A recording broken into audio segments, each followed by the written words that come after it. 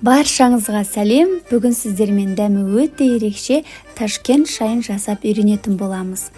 Барлығына белгілі, бұл шайдың басқа шайлардан ерекшелігі дәмді әрі денсаулыққа өте пайдалы. Ташкент шайының ең маңызды құрамдары лимон, жалбыз және бал. Ал қалған құрамдарын өз қалауыңызға қарай алмастыра аласыз. Мен дайындайтын шайға лимон, балдың орнына науат қоссаңыздар да болады. Өріктен жасалған тосап, яғни варенье, жалбыз, яғни мята, сондай-ақ қара шай және қарақат тосабы. Қара шайдың үстіне көк шайды қоссаңыздар болады, бірақ қан қысымы төмен адамдар қоспағаны дұрыс, себебі көк шай қан қысымын түсіреді. Ең алдымен лимонды жақсылап жуып, жіңішкелеп кесіп аламыз.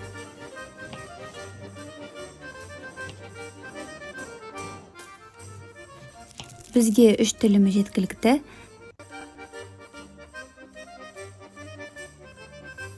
Содан соң шай мен жалбызды саламыз. Менде табиғи құрғақ бал.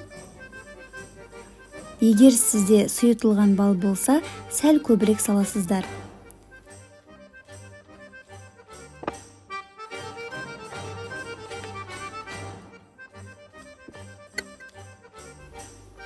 Енді өрік тосабы мен қарақат тосабын саламыз.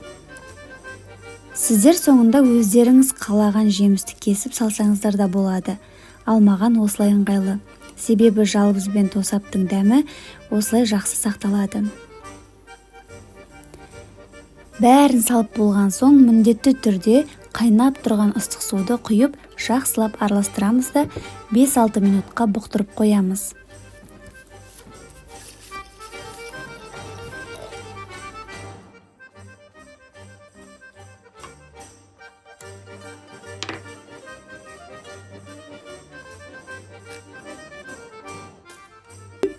Шайымыз дайын.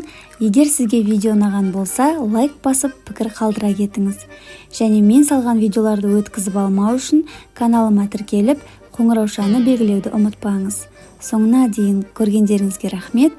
Сіздермен болған сымбатты асхана.